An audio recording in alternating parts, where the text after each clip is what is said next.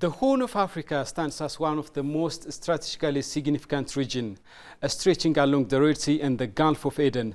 It is a gateway to global trade routes. Yet this geographic advantage is often overshadowed by persistent challenges: fragile governance, recurring conflicts, food insecurity, and the devastating impact of climate change.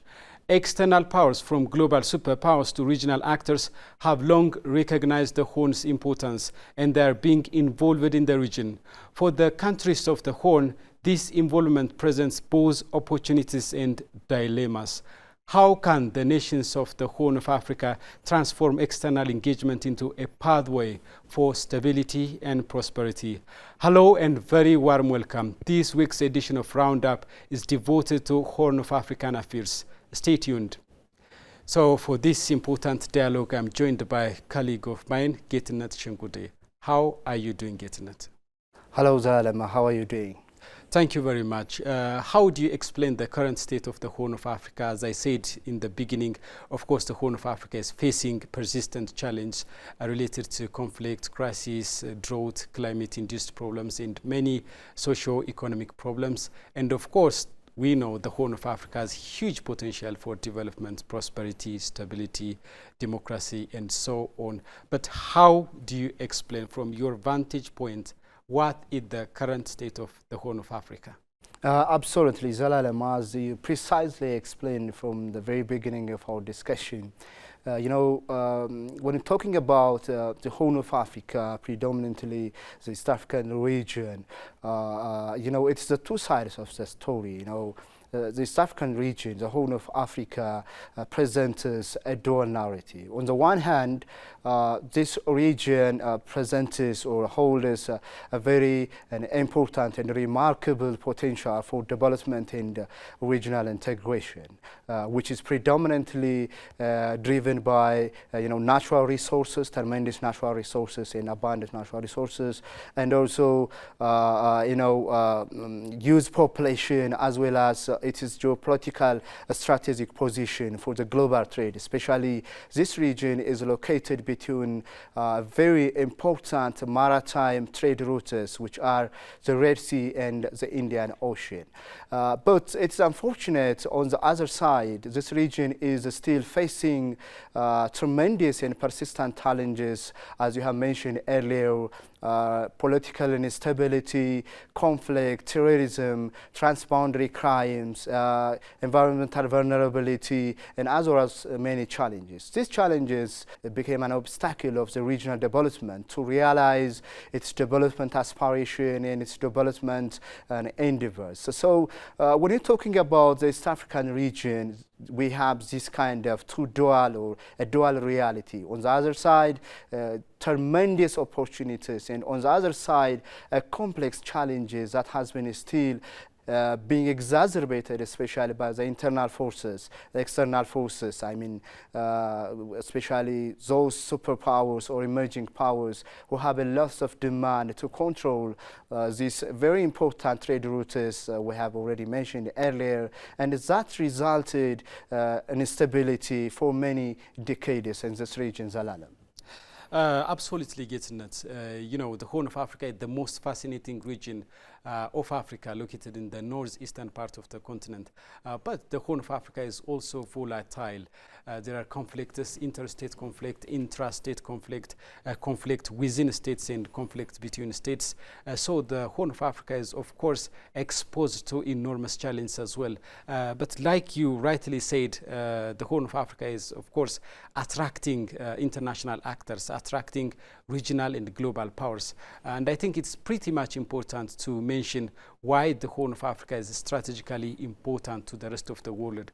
Of course, there are enormous factors in this regard. The Horn of Africa is situated at the crossroad of major international shipping lines, such as the Red Sea, the Gulf of Aden, and the Indian Ocean. And because of that, it attracts the attention of international powers. Bab el-Mandeb Strait is also here in the Horn of Africa. The other factor that makes the Horn of Africa strategically important is, of course, its proximity to the Middle East. And we know the significance of the Middle East. The political political and economic significance of the Middle East. And because of the Horn of Africa's closeness to the Middle East, the Horn of Africa is of course attracting the attention of the global powers. And the other factor that makes the Horn of Africa strategically important is its natural resource. The Horn of Africa is endowed with enormous natural resources such as oil and gas. And the Horn of Africa also possesses rare earth elements which are very much important, for example, for batteries of electric cars, for cell phones, and for manufacturing high-tech weapons. And the other factor that makes the Horn of Africa such a strategically important region for the wider world is, of course, it's the military presence of regional and global powers. As we said, the Horn of Africa is strategically important, and because of that, global powers and regional powers are establishing their military base in the Horn of Africa. Many superpowers, United States, China, Russia, and European countries such as France, Germany, United Kingdom, and Gulf countries as well, such as United Arab Emirates, Saudi Arabia, Turkey, and Qatar, and others have established their military base in the Horn of Africa. Of course, they established their military base to secure their interest and to promote their interest in the Horn of Africa, and of course to make sure the safety of maritime trade in the Horn of Africa. So because of this and other factor, the Horn of Africa is attracting the attention of regional and global powers, and because of that they are coming in the Horn of Africa, and the Horn of Africa is influenced by the interests of those regional and global actors. So Getnet, I would like you to tell us a little bit about the challenges and the opportunities posed by those global and regional powers. What challenge is the Horn of Africa facing because of the involvement of those regional and global powers, and what opportunities are offered by those external actors? Sure, Zelalem. So as you said again precisely, this region is very important, and it has its own natural resource which can attract the foreign powers. By the way, we are living in a very dynamic world. It's a global shift, a geopolitical shift, and Africa, not only the East African region actually, as a continent, has become a spotlight for global powers, because of it is, as you mentioned, natural resource, it is dynamic population. When we're talking about natural resource, the continent, as well as this part of region, the East African region, and the whole is very important minerals, the critical minerals, which is became parts of, sometimes an occurs in a battle to control these resources because of its significance for technology, for cell phones, and for military equipment and other importers. So the continent, of course, became a very important part of the world for global powers. And when it comes to the resource, especially, particularly in the Horn of Africa, those countries, almost all the countries have their own natural resources, and including oil and gas, gold, as well as arable land, and very important water basins like the Nile River, and also importance of trade. So these countries, because of their resources, and became a spotlight for global trade and global superpowers. This region, despite its natural resource, it is a battleground for sometimes for global geopolitical competition, and the country should, as maybe actually we will come to this, how the country come together and facilitate regional integration and work for the future prosperity. Exactly. Yeah, we will come to the cooperation and the integration, the significance of working together later in our roundup. But let us talk a little bit about the manifestation of the external factors, the involvement and the engagement of external factors in the Horn of Africa. There are many manifestations in this regard. We have seen large influx of foreign direct investment, increase in foreign direct investment in the Horn of Africa, and we are also witnessing the militarization of the Horn of Africa, and we have also seen the proliferation of seaports, the ever increasing of seaports in the Horn of Africa. So if we see, for example, the militarization of the Horn of Africa, as we said, because of its strategic significance, many global and regional powers are establishing their military base in the Horn of Africa, and this is further exacerbated and triggered by global rivalries. There is a rivalry between China and United States, for example, and the two superpowers are establishing their military base in the Horn of Africa, and that has to do with power projection. Power projection is a situation where countries are building and establishing their military presence, their military base outside of their soil. So those superpowers like China, Russia, and United States are building their military base outside of their territory here in the Horn of Africa, and that's triggered by their rivalry. We have also seen enough manifestation of competition between China and United States, for example, in the form of trade war. And we have also seen the proliferation of seaports in the Horn of Africa. From Sudan to the north to Kenya to the south, there is abundant potential for the development of seaports. From Sudan to Kenya, there is like 4,000 kilometer coastal line. And that's very much important for establishing seaports. So we have seen the establishment of new seaports. We have seen the development of seaports. We have seen infrastructures around seaports. And we have already seen the manifestation of the proliferation of seaports in the Horn of Africa. So exactly, the Horn of Africa is hosting influence from external actors. So there is a fear that the involvement of those global and regional powers might bring catastrophic danger to countries of the Horn of Africa. For example, the global powers, United States and China, are already in trade war. For example, if they turn the trade war into another war, they are going to use countries of the Horn of Africa as proxy, and the Horn of Africa is going to be a chessboard, playground for those superpowers. So there is frustration in this regard, and there should be a mechanism and there should be a way out to withstand the challenge posed by those superpowers and regional powers. And we are also witnessing the rivalries between Gulf countries, for example, between Saudi Arabia and United Arab Emirates and Qatar and other Gulf countries. They are competing. And we have seen their competition, and we have seen how those regional powers are using other countries as proxies. Yeah, exactly, Zalam. Despite the negative side of those global powers, and also we have been witnessing tremendous opportunities in this part of region. For instance, some emerging power, including China, have brought tremendous investment in technological opportunities for this region. For instance, we have been witnessing lots of giant projects in the Horn of Africa, which these global powers, especially emerging powers like China, United Arab Emirates, Turkey, have given lots of investment, in road construction, in railway construction, in digital technology, and as well as in port construction.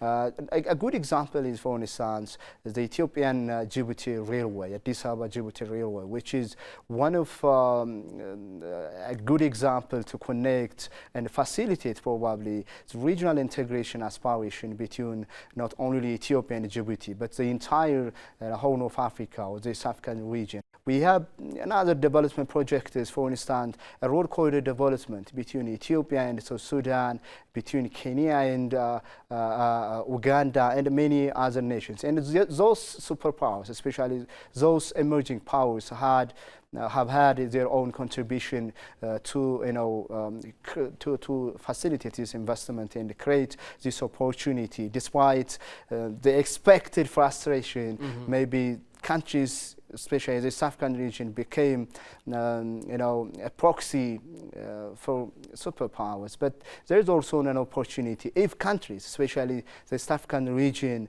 can manage effectively and create their own connectivity and their own integration despite those challenges. So we have also this kind of opportunity being delivered in this region, I would say, Zelalem. Exactly. As you rightly explained, Gitnet, the involvement of external actors, global powers and regional powers in the Horn of Africa is a double-edged sword. It has its own opportunities and challenges. I have mentioned the challenge and you have explained the opportunities. And of course, we have to see the involvement of those external actors from both lenses, from opportunities and challenges. For example, with regard to the opportunities, as you said, we have seen foreign direct investment, increase in foreign direct investment from Gulf countries, from China. For example, as you rightly mentioned, the railway that connects Ethiopia with Djibouti is much funded by China, and that's great for the development endeavor of the country, of Ethiopia and Djibouti as well.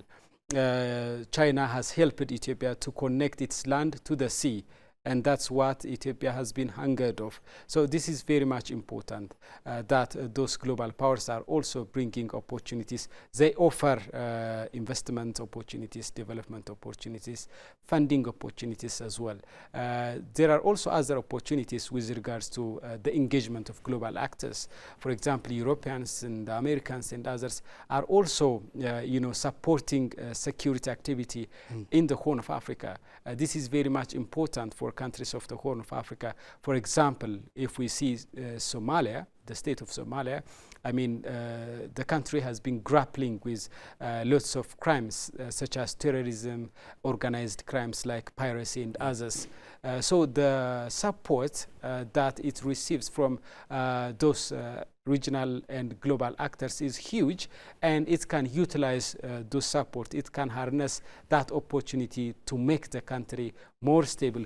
Of course, Somalia has become more stable than it was before. Those European countries, Americans and Chinese, they are also giving security apparatus, security equipment, and they are also training professionals in the Horn of Africa, security professionals, and that's very much important for ensuring peace and security in the Horn of Africa. The other advantage by those external actors is investment. We have seen huge foreign direct investment coming from Gulf countries like United Arab Emirates. We have seen the development of ports. We have seen infrastructures around ports. So that's very much important, and the Horn of Africa cannot afford to ignore those opportunities.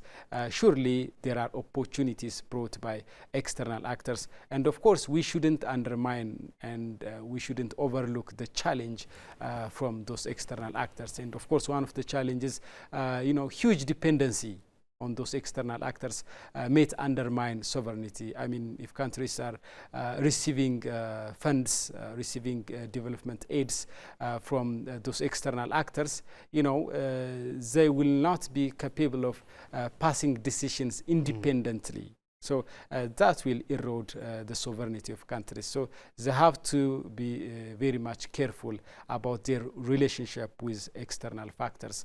They have to harness the opportunities, and at the same time, they should never undermine the challenge of exactly, Zelalem. And I can add something, as you rightly elaborated, that the problem is for the East African region countries and seizing the opportunity and change into a good thing.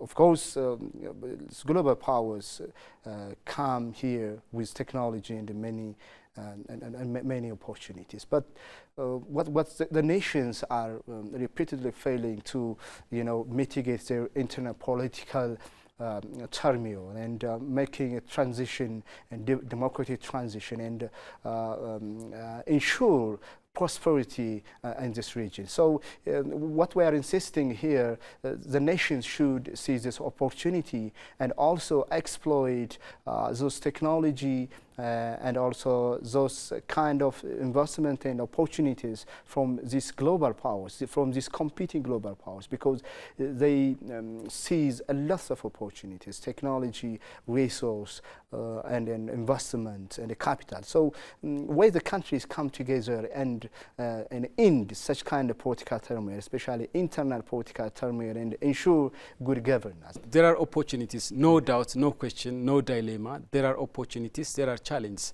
So it's going to be up to countries of the Horn of Africa to manage those opportunities and to withstand those challenges. And the best way to manage the challenge, to withstand the challenge, to tackle the challenge posed by those external factors is, I think, cooperation and integration in the Horn of Africa. Sure. Countries of the Horn of Africa badly need integration and cooperation. You know, no country is self-sufficient by itself. You know, every country needs something from the other.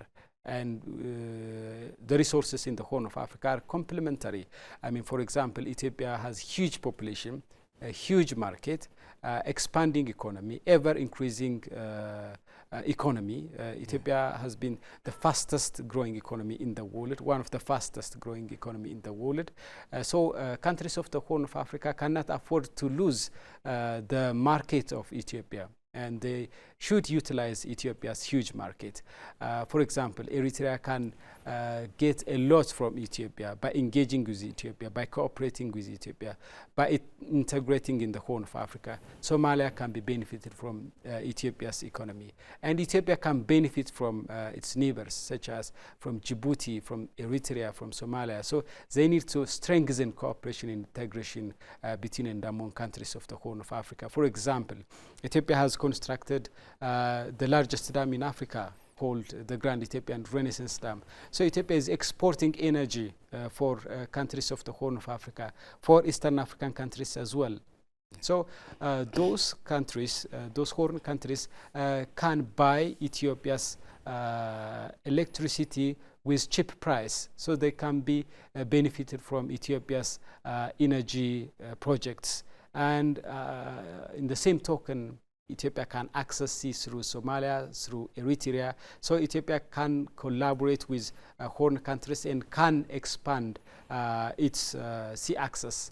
So there are lots of opportunities for integration, for cooperation. And of course, you know, the only way to withstand the challenge of external actors is through cooperation. Cooperation in the sense of brotherhood.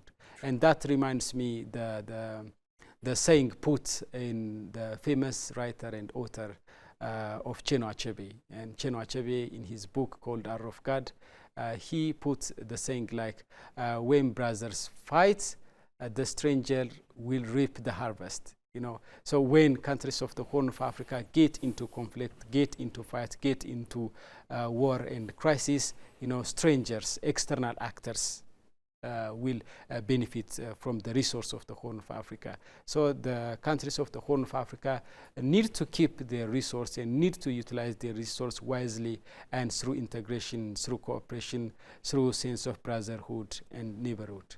Yeah, absolutely. Of course, the region now is still grappling with so many challenges, both the external factors as well as the domestic factors. And for instance, if you take the climate situation, and unlike many parts of the African region, this African region is highly vulnerable. We have witnessed tens of millions of people displaced because of climate-induced impact and recurrent droughts over the last 2 or 3 decades, and this requires to mitigate this impact, and the responsibility is on the nation. And for instance, there are some attempts, good attempts.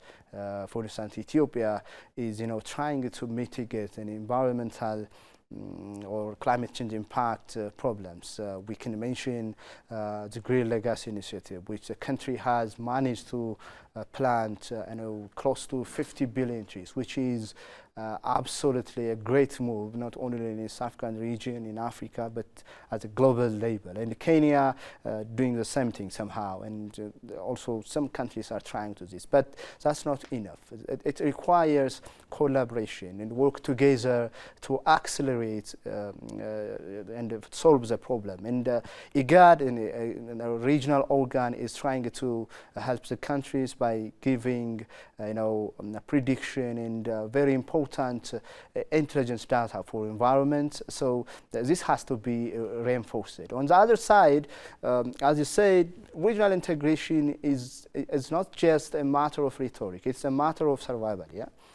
Unless countries come together, they will continue in a fragile manner, and they will continue sometimes in their fighting, and sometimes continue affected by environmental impacts and displacement. So it is urgent, very important to come together and facilitate regional integration.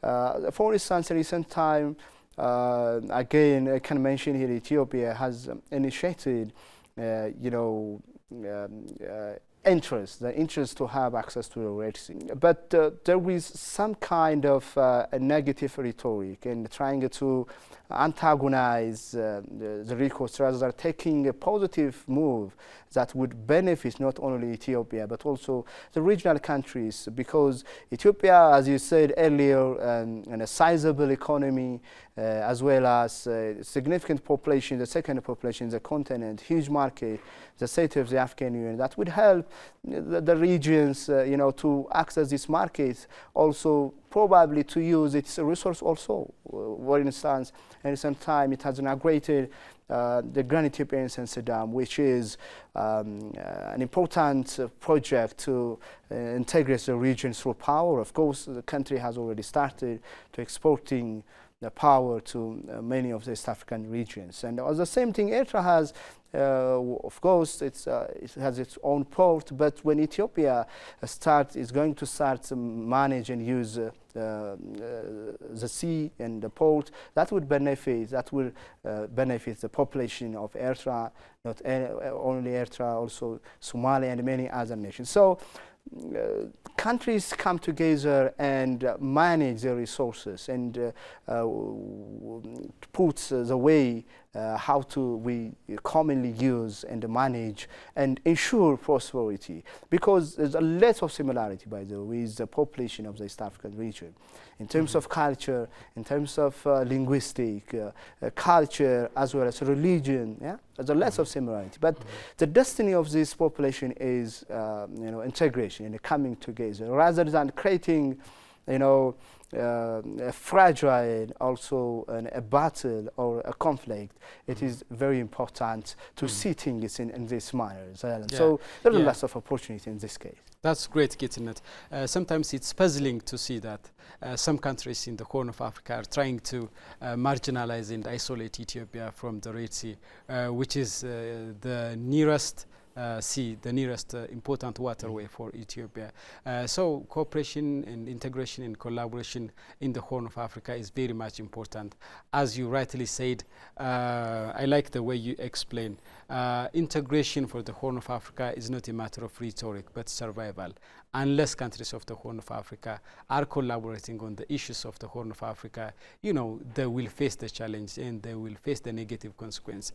For example, we have seen civil war going on in Ethiopia's next door, Sudan, and the ongoing war, the lingering crisis there is creating significant hurdle and obstacle in countries of the Horn of Africa. For example, Ethiopia is receiving thousands of migrants from Sudan, so the problem of Sudan is becoming Ethiopia's problem, and the problem of Sudan is becoming the challenge of its neighbors. So unless countries of the Horn of Africa are managing the crisis together, and unless the Horn of Africa are utilizing the resources of the Horn of Africa, like the Red Sea and Gulf of Aden, the Horn of Africa is, endowed with enormous natural resources. So the countries of the Horn of Africa need to cooperate, need to collaborate, need to integrate, and as you said, that is not the matter of rhetoric, but a matter of survival.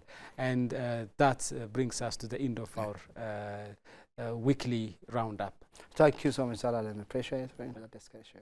Dear viewers, you have been watching our weekly edition roundup. We hope that you have enjoyed the program as much as we did. Many thanks for watching, and see you then.